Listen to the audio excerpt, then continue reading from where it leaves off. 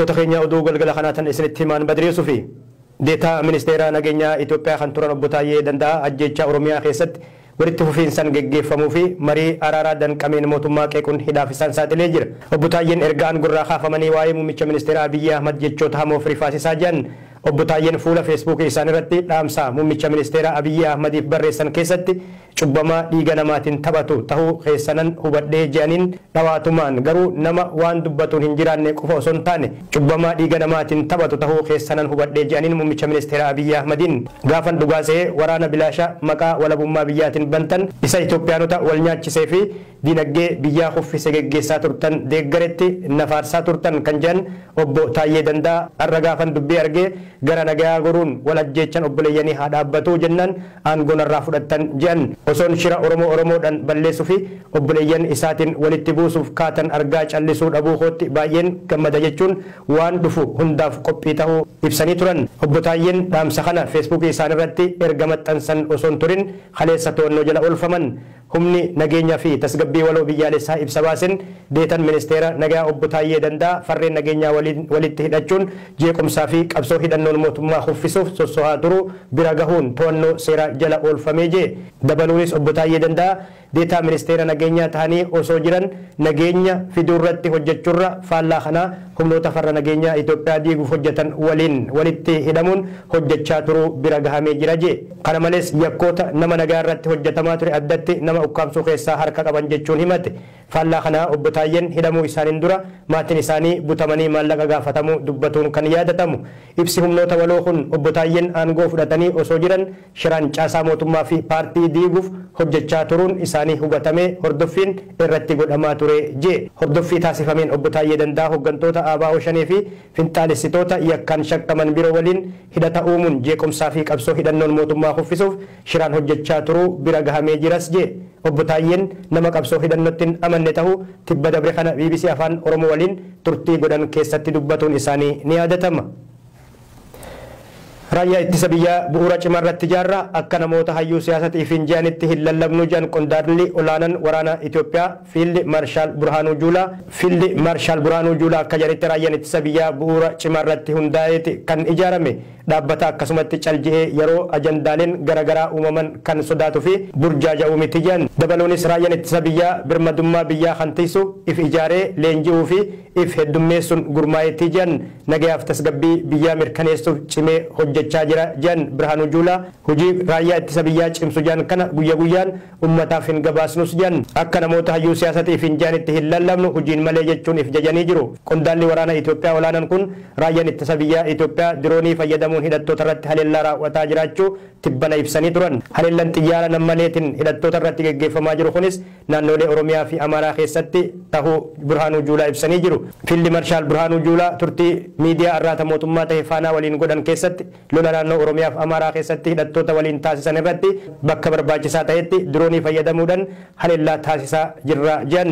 Dhaabbileen mirgoota namoomaa fi jiraattonni haleellaan diroonii kun namoota nagaa hedduu lubbuu galaafatuu himaa jiru. Dhimma kana kan gaafataman Birhaanuu Juulaa waraanni keenya yeroo diroonii fayyadamu namoonni nagaa akka hin miidhamne if eeggannoo taasisa jechuun waakkatanii jiru. Waraana bilisummaa Oromoo waliin ammoo mariin xumuraa jiraachuu ni mala jedhanii garuu mariin marsaa sadaffaa kun yoo milkaa'uu baate mariin biraa waraana bilisummaa Oromoo waliin godhamu akka hin jirrellee jala muranii jiru.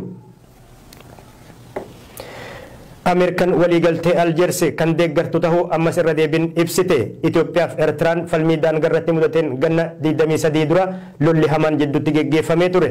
Lolli barbadeessan lubbuu namoota 75,000 olii galaafate sun kan dhaabbate dhiibbaa biyyoota alaatiin ture.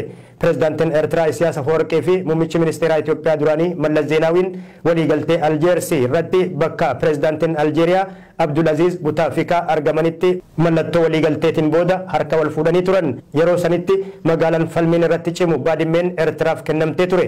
Garuu ibsi ministeerri dhimma alaa Itoophiyaa yeroo sanii Suyyum Masfiin kan lola Tigraay keessatti ajjeefaman Finfinnee irraa kennanii fi ibsi Asmara irraa kenname wal dhabe. Itoophiyaan Baadimmeen naaf kennamte yeroo jettu faallaa kanaa Eertiraanis haqa keenya arganne jechuun ibsa laattee ture. Ibsi ministeerii haajaa alaa Yuunaayitid Isteet karaa dubbi himaasaa Maatiiw Meelar baase wal dhibdee Itoophiyaa fi Eertiraa jidduu ture furu waliigaltee Aljeers kan ganna 23 dura mallattaa'e yaadatee jira. Akkaataa waliigaltee sanitti biyyoonni lameen daangaa waloo sararuuf ture. Bara 2018 keessa waliigalteen nagaa seena qabeessi biyyoota lameen jidduutti ta'e.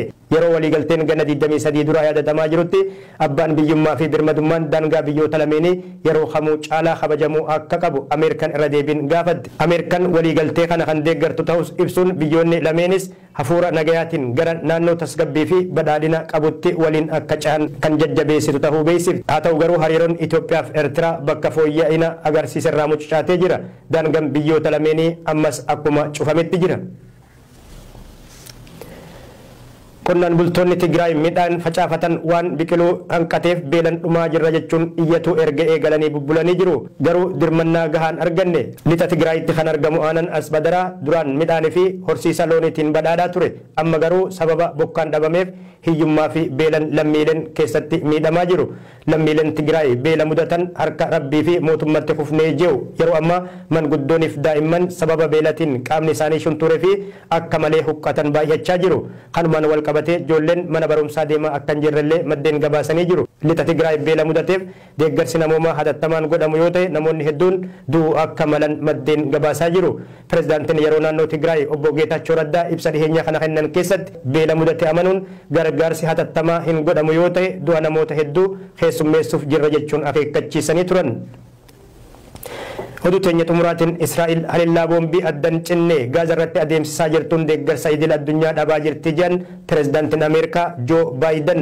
Pireezidaantiin Ameerikaa kana kan jedhan sagantaa deeggarsa walitti qabu kibxata kaleessaa qophaa'e irratti dubbii isaanii keessatti Israa'el haleellaa boombii osoo bakka hin filanne walitti fufiinsan geggeessaa jirtuun deeggarsa idil addunyaa dhabaa jirti jechuun cimsanii qeeqan. Haleellaan Hamaas onkololeessa 7 bara 2023 Israa'el irratti raawwate Falastiinota kuma hedduu gatii dachaa baasise.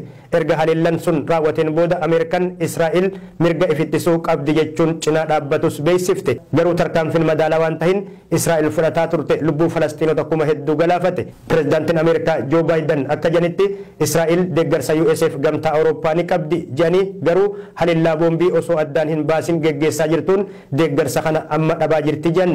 Gama biraatiin Hamaas dhabamsiisuuf gaaffiin hin jiru. Israa'el ammoo kana godhuuf mirga guutuu qabdi jedhan pireezidaantiin USA miseensonni paartii Dimookiraatotaa fi aangawoonni Ameerikaa garii haleellaa Israa'el osoo bakka hin filanne geggeessaa jirtuun wal qabatee bulchiinsa Baayiden irratti gaaffii kaasaa jiru.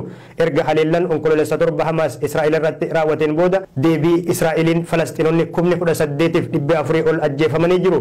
50,000tti kanneen siqan ammoo madaa'anii jiru.